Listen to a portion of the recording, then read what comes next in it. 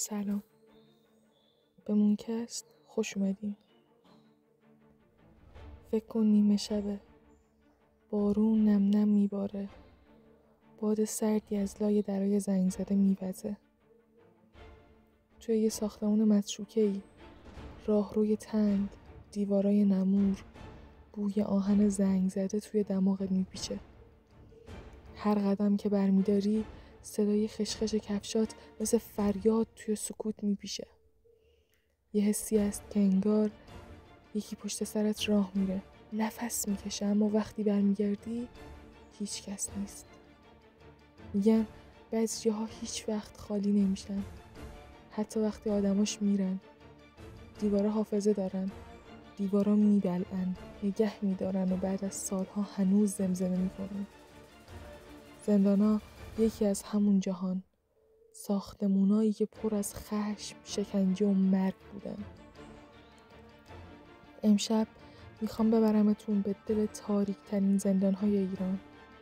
زندانهایی که سالهاست متروکه شدن، اما خیلی‌ها باور دارن هنوز زندن و نفس میکشن.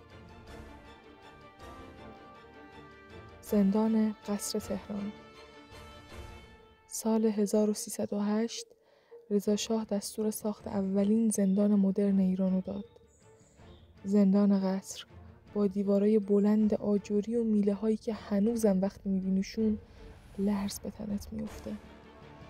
اینجا زندانیای سیاسی، قاتلا و محکومای اعدامی نگه داشته میشدن. سلولاش کوچیک و تاریک بودن. بعضیا فقط نیم متر عرض داشتن.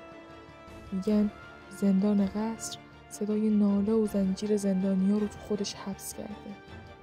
یه بازدید کننده تعریف کرده وقتی رفتم توی یکی از بندا که خالی بود، ناگهان صدای کشیده شدن زنجیری رو شنیدم.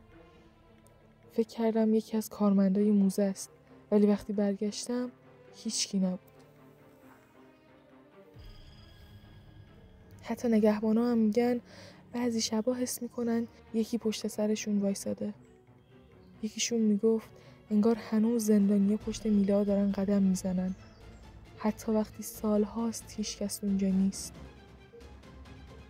امروز زندان قصر تبدیل به یه موزه شده، ولی هر کی به اونجا رفته میگه اون فضای سنگین و اون هوای خفه هنوز یادآور روح‌هایی که از دیواراش جدا نشدن. زندان وکیل آباد. اگه دنبال زندانی باشین که بیشتر از هر جایی رنگ و بوی نفرین داشته باشه، باید بریم مشهد. زندان وکیل آباد. اینجا سالها محل اعدام‌های دسته جمعی و مخفی بود. میگن که هزاران نفر توی همین زمین بی‌نام و نشون دفن شدن.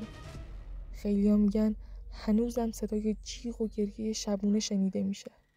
یه سرباز قدیمی اعتراف کرد نیمه شب داشتم گشت میزدم. دیدم سایه‌ای از کنار دیوار رد شد. وقتی چراغ قوه رو به سمتش گرفتم هیچکی نبود، اما جایی که سایه رد شده بود بوی تند آهن و خون پیچیده بود. حتی بعضی خانواده‌ها میگن وقتی برای ملاقات زندانیا میرفتن یکی از پشت شیشه بهشون نگاه میکنه، در حالی که اون بند سالها بسته بود. وکیل آباد فقط یه زندان نبود، یه قبر بزرگ بود. امروز یه جایی متروک است، ولی محلی‌ها میگن جرأت ندارن شب از کنارش رد بشن. انگار هنوزم توی تاریکی راهروها زندانیایی که هیچ وقت اسمشون گفته نشده دارن سرگردون پرسه میزنن. زندان کارون. زندان کارون اهواز با اینکه به بزرگی قصر یا وکیل آباد نبود، اما قصه هایی کم از اونا نداره. اینجا پر از خشونت بود، قتلای خونین بین زندانیا، شورش هایی که به کشتار ختم میشد. دیواراش پر از نوشته های زندانیاست، جمله هایی مثل من هنوز اینجام یا اینجا همه چیز تموم میشه. میگن وقتی توی یکی از سلولا وای میسی و سکوت مطلق برقرار میشه حس میکنی صدای زمزمه‌ای میاد، زمزمه‌ای که معلوم نیست از سلول بغلیه یا از توی سرت. یه روایت محلی وجود داره که بعد از شورش یکی از زندانیان ناپدید شد.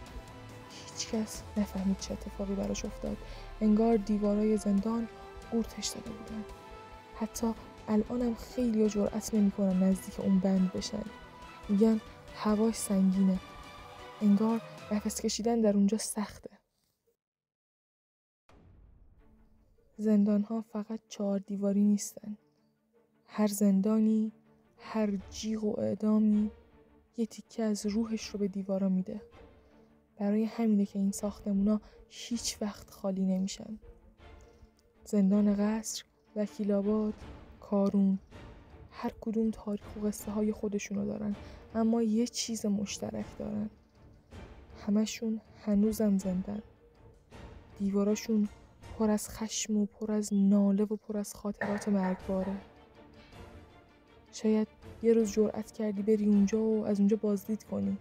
شاید حتی بخندی و بگی اینا فقط قصه است، اما یادت باشه اگه یه شب تنها از راهروی تاریک زندان رد شدی و حس کردی یکی داره نگاهت میکنه، هیچ وقت بر نگرد، چون ممکنه واقعاً کسی پشت سرت وایساده باشه.